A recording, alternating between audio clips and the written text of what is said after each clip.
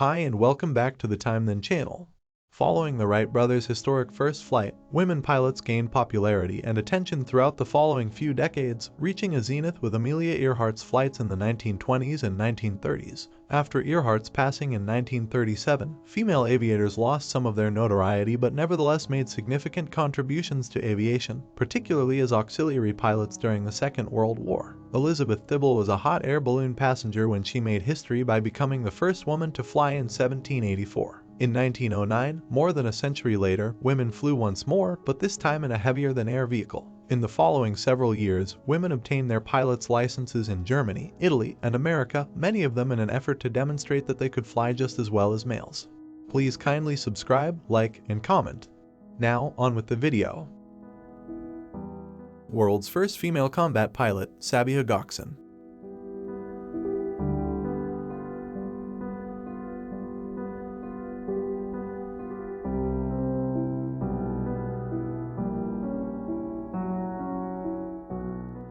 Bessie Coleman in 1922.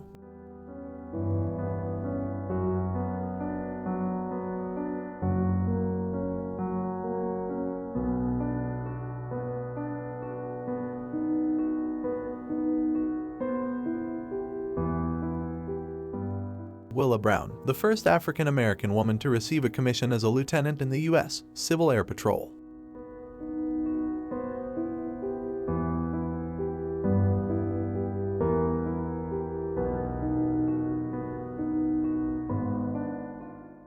Ada de Acosta flying the airship Baladius in 1903, the first woman to pilot a powered aircraft.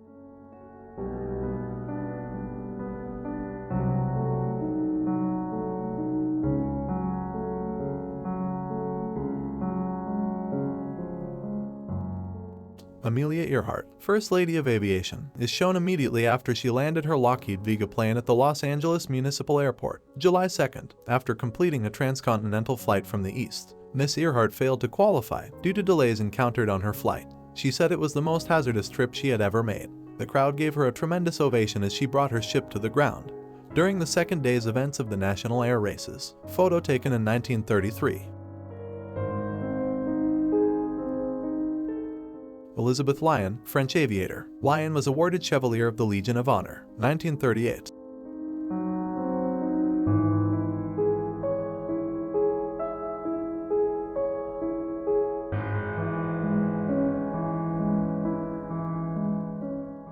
English aviatrix Amy Johnson shown at a landing in Berlin. She was the first woman to make a solo flight from London to Australia in 1930. Photo taken in 1935.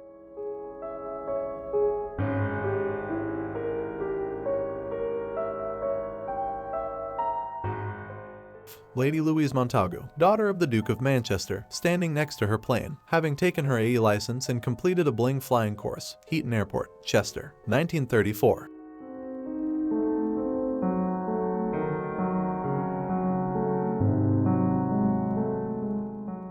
Jean Gardner Batten, New Zealand aviator. Known as Greta Garbo of the skies, in 1936 Batten made the first solo flight from England to New Zealand. 2 years later, she was the first woman to be awarded the Medal of the Fédération Aéronautique Internationale, 1934. Amy Johnson CBE, a pioneering English aviatrix, seen here adjusting the engine of a de Havilland DH-60 Moth, flying solo or with her husband, Jim Mollison. Johnson set numerous long-distance records during the 1930s. She was killed in bad weather while attempting to deliver in RAF aircraft for Air Transport Auxiliary, 1930s. Maryse Basti and Gilda de Bankford. Basti's fascination with flight began when she married a World War I pilot. Her husband died in a plane crash in 1926. She supported herself through aerial acrobatics, later buying her own plane. She rose to the rank of captain in the French Air Force and was herself killed in an air crash, 1930. Maryse Hilse, French aviator. Hilse gained a reputation for flights of endurance. Together with Amelia Earhart, in 1933 she was awarded Joint Woman of the Year by the Fédération Aéronautique Internationale, 1930.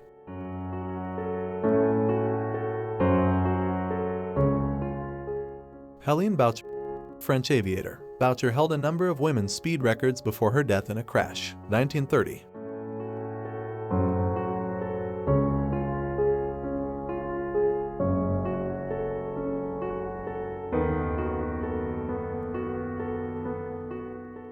Catherine Sai-Fun Chow, a young aviator, has just got her pilot license and goes back to China, where she will open an aviation school for girls. 1930.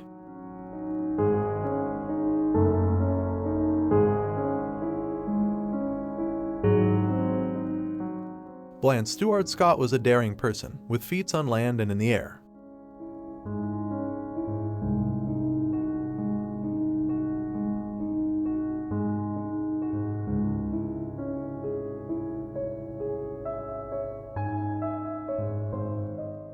Harriet Quimby was the first American woman to earn a pilot's license.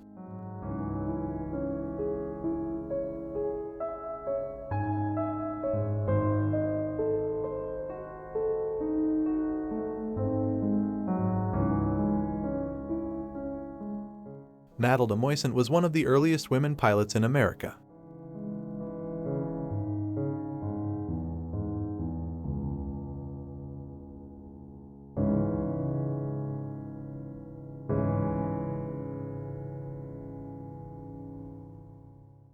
Ruth Nichols with her plane. At one point, Nichols held separate world records for a woman pilot in speed, distance, and altitude. Her well-to-do family earned her the name the Flying Debutante in the press. 1929.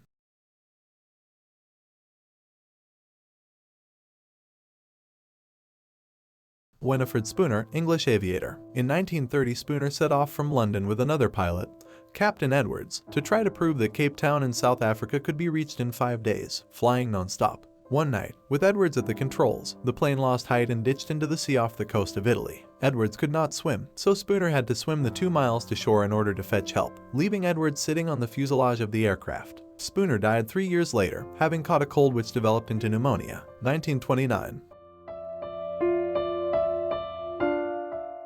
Miss Eleanor Smith of New York, and Miss Bobby Trout of Los Angeles with the radio equipment which they will take up on the first woman's refueling flight for Endurance. They are all set to take off in their Sunbeam plane. 1927.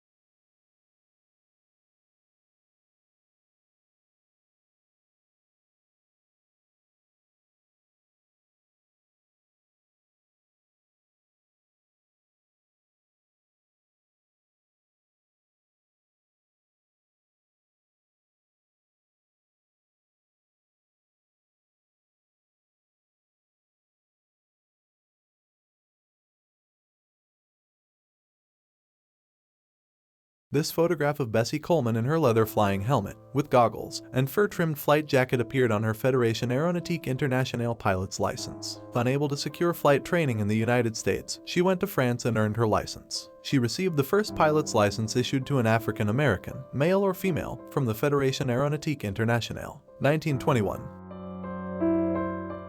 Thank you for watching. If you liked the video, please kindly subscribe and see you on the next one.